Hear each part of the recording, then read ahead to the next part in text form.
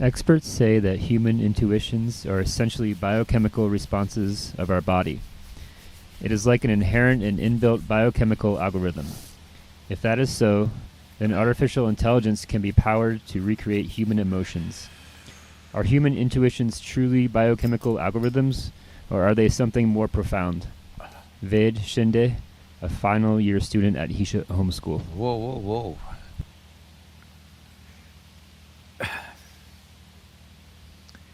Well,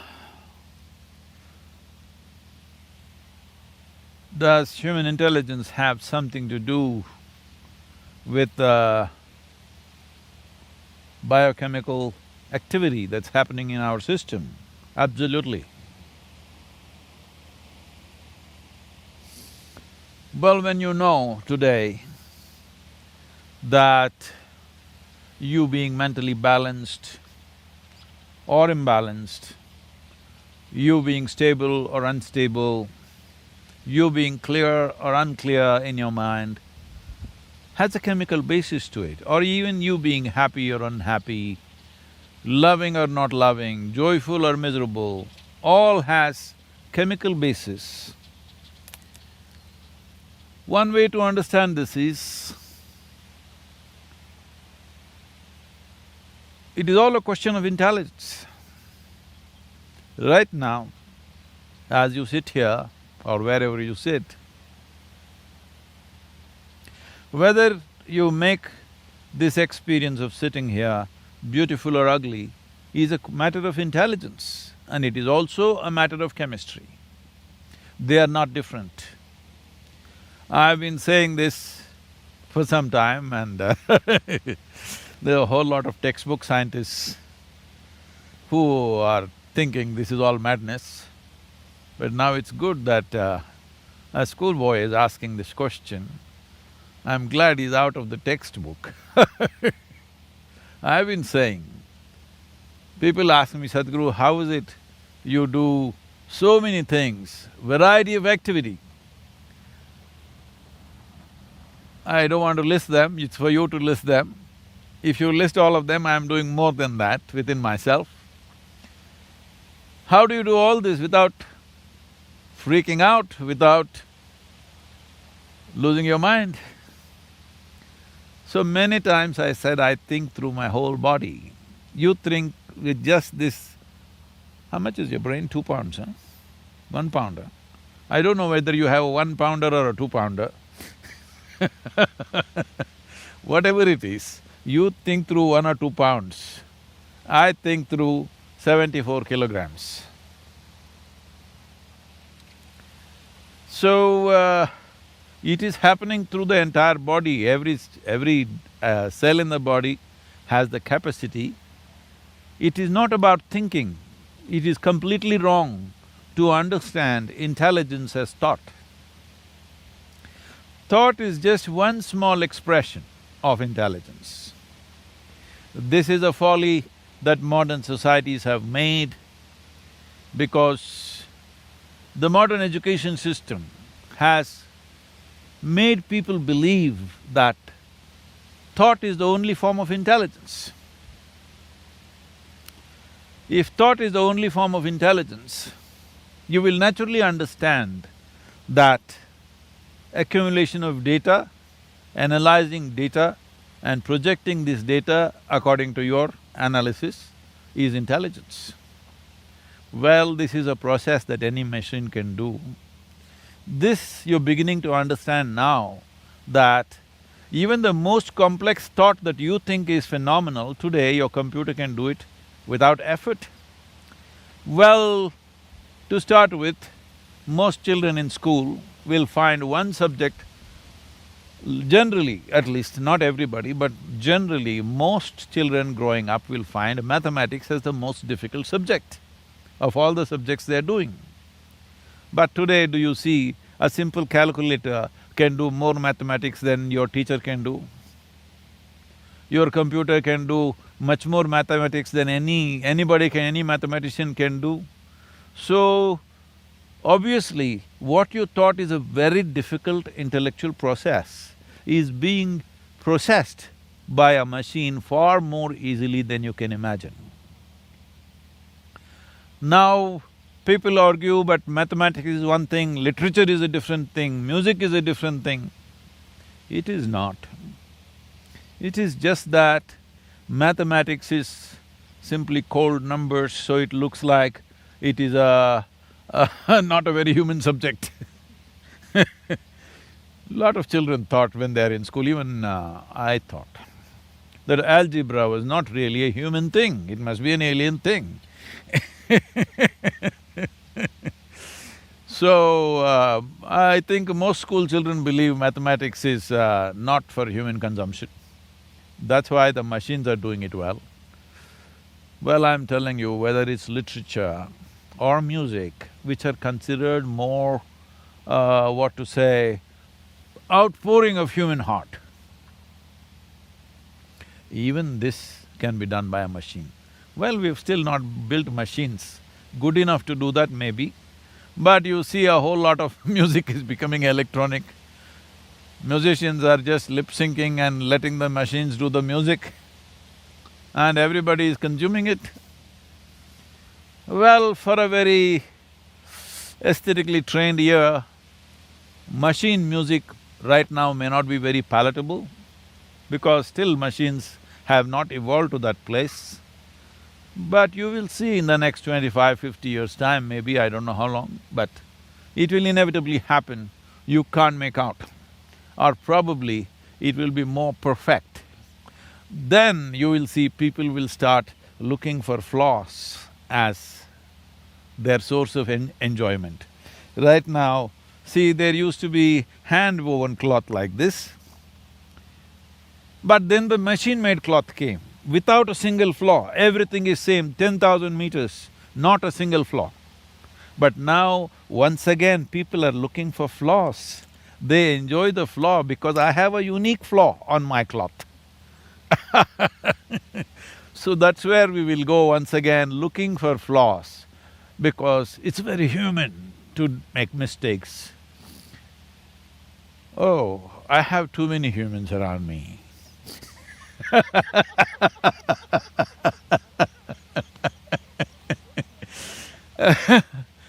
A little bit of machine-like efficiency in certain aspects of life would be good. So, this about intuition. First thing to understand about intuition is not a different level of intelligence. Intuition is just simply a different level of computing. That is, let us say, let me make it very simplistic for you, just for the sake of understanding. Right now, let's say you had a child or you had an infant who has grown up just inside a room, never seen outside. Suddenly you bring him out and show him this tree. You know what he's doing? He's gathering data, color, form, the way it moves, the way it is. He's just taking up data through his sense organs. Let him watch this tree for a few minutes.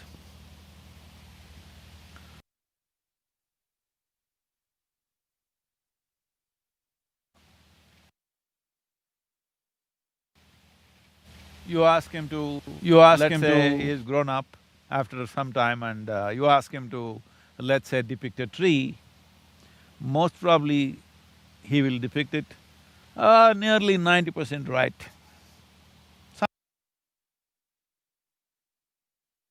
Some small things he might have missed, as most people miss small things.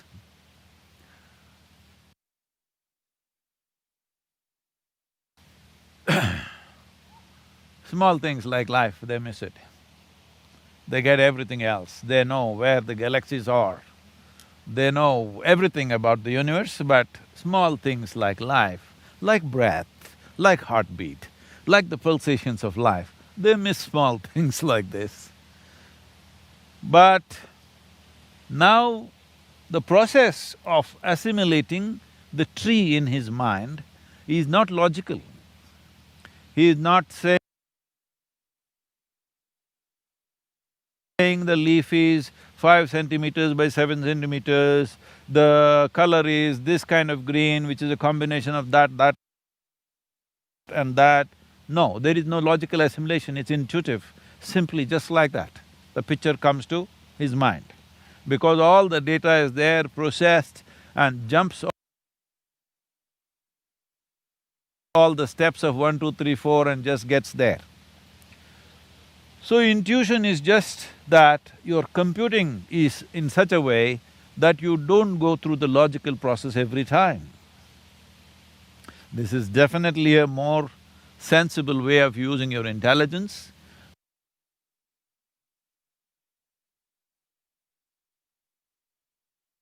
Because if every time you have to go through a logical process all the time, you will naturally freak with small aspects of life. Why do you think people are feeling more and more stressed by the day? One important thing is you must understand, do educated people feel more stressed or uneducated people more stressed? Unfortunately, there'll be no uneducated people left anymore. I'll be the only one probably after some time I don't know, once I'm gone, maybe this is the end of uneducated people.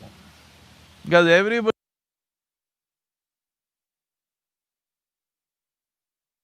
is educated on something. The moment you're educated, you start thinking logically about every aspect of your life.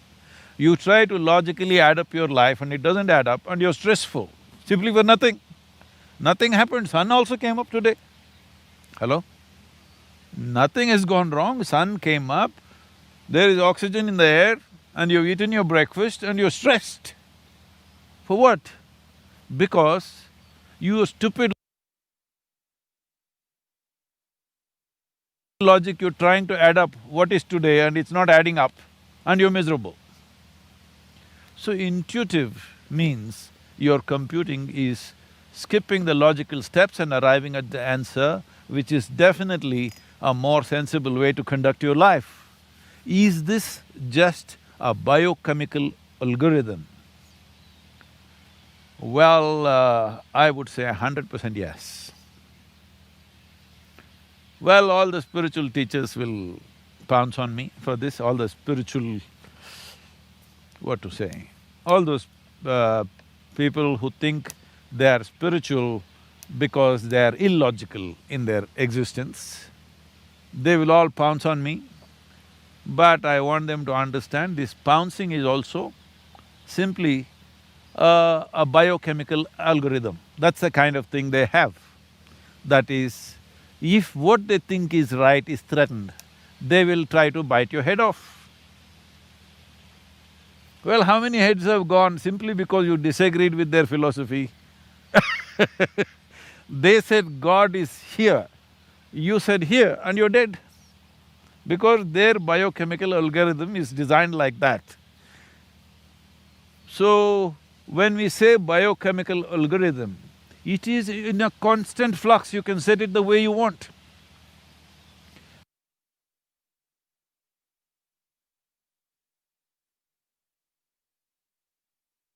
By genetics, by culture, by external influences, it's set one way. But if you're conscious, you can set it in another way. So is it just biochemical algorithms? When you say it is just, you're thinking that, am I just a mechanical process? Well, there is a mechanism. The question is whether this mechanism is conducted consciously or not. Right now, there is an intellect, there is an intuitive dimension, and there are deeper levels of intelligence, which is the basis of the making of the creation itself, the very source of creation. That intelligence is also embedded within you. The question is only at what level of access are you? Say, everybody has an arm like this, all right? Now, can everybody use their arm the same way? No. Different people use it different ways. Somebody is a ball player, he uses it one way. Somebody is a writer, he uses it another way. Somebody is an artist, he uses it another way. Somebody is a yogi, he uses it another way because you have figured out certain aspects of life, somebody else has figured out another aspect of life. Depending upon how you apply yourself, accordingly, your biochemical algorithm is constantly changing. It is not a set process. Well, there are certain settings, because otherwise you won't have a starting place. Like I already said, genetics, cultural influences, samskriti, that is generations of learning that's happened within you. All these things put together, there is a certain algorithm, but it is not set, it is fluid. You can change it every moment of your life. So your intuition, what kind of intuition do you have? People are just doing guesswork all the time and thinking it's intuition. No, if you want to develop intuition, first thing is you must learn how to simply sit here, fully alert and not thinking about anything. Somebody was asking me, Sadhguru, when you're riding, what are you thinking about? Why the hell am I thinking about anything? I'm just riding. That's why I'm still alive because the kind of risks that I've taken on two wheels, I'm still alive because I don't think a damn thing. If you know how to simply sit here, alert but unthinking, oh, how is that possible? I'm asking, how is it possible for you to think when so much is happening out here? If you pay attention, you will not think. So the most important aspect of life is your attention, not your thoughts. This is what a child who saw the tree for the first time did. Attention. If your attention is on all the time,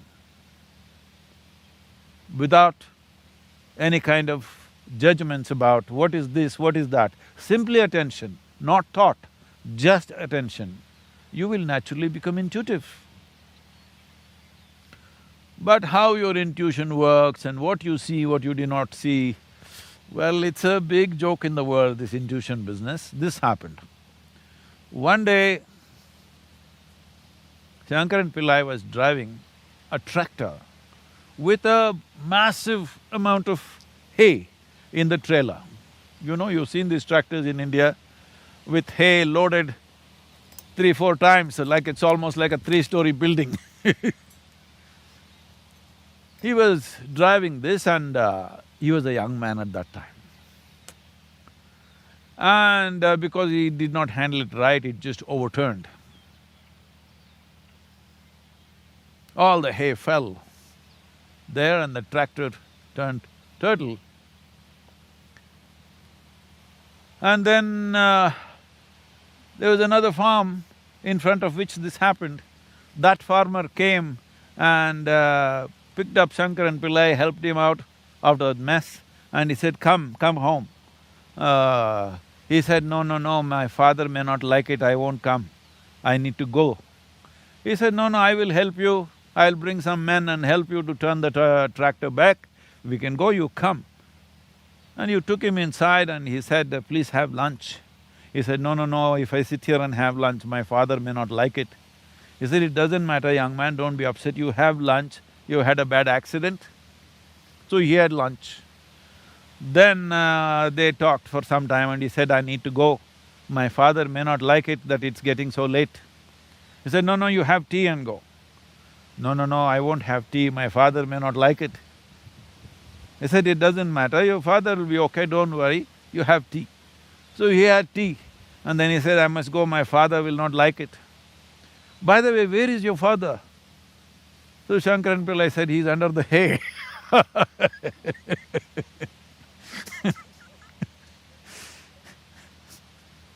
So, your intuition should work in time, it's very important. Most people have very intuitive backflashes. After things are over, they all have intuition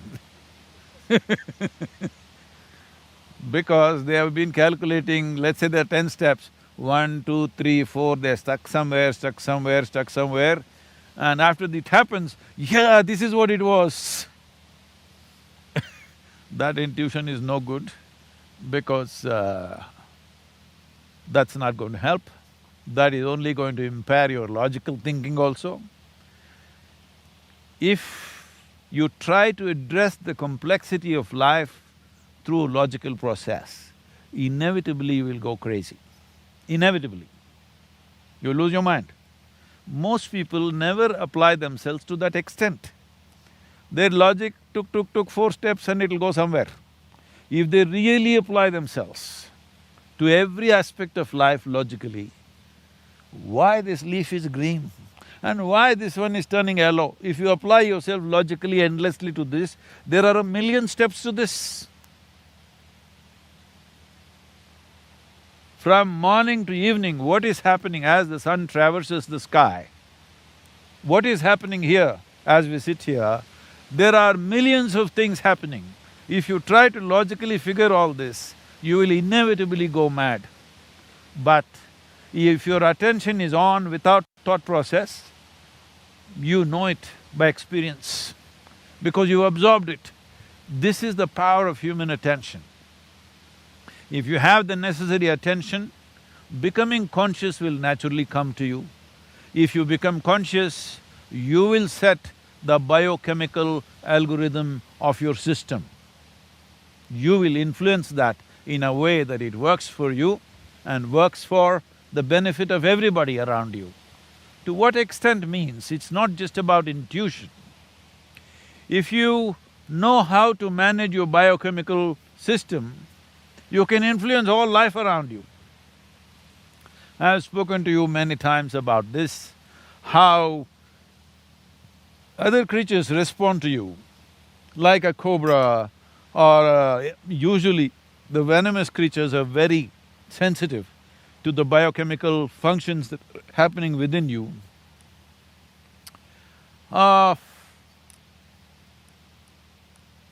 The fundamental life process that's happening within us, the way it is managed, this itself they're able to figure out simply because of their attention. Because their survival is always in question, they are at a certain level of attention. This is one thing that's happened, that we were talking about the lab rats and the experiment. Because survival is not in question, survival is kind of guaranteed for modern societies, because of that, our attention levels have come down and our thought process has gone up like crazy. What we need is attention. Human attention can open up any door in the universe, but the attention should become free from judgmental process. That means, from the limited data that you've gathered, you should not go on judging everything around you. Because even if you think you know everything, the data that you have gathered is very, very limited. If you observe this tree for 1 whole year, the entire process of it dropping leaves and putting back new leaves and everything, still I'm telling you, you do not even know a small percentage of what the tree is. If you want to understand the biochemical algorithm of that tree, we do not know how long it will take for you to grasp that. So this is a much, much more complex mechanism than the tree. So definitely this, if you spend a lifetime paying attention to this, still what you know is very little. But if as you become more and more conscious, you determine the biochemical algorithms. That means you determine the nature of the experience. But now the question was, can we build machines like this? Yes, we can. As we can build machines which can do math for us, we can build machines which will write stories for us, we can build machines which will make music for us, we can build machines which are intuitive in nature. Already, your smartphones, they're advertising that this phone is more intuitive than the other phone. This means Before you know what you want, it is popping out and say what you want, because it's figured you out from the usage to some extent. As you can figure out human beings, other human beings, your phone is figuring out who you are. Maybe it knows more about you than you know about yourself. Not self-realized, but it's figured you out. So, this is a very valid question. This is a question that needs to be looked at more profoundly than just talking about intuition or emotion.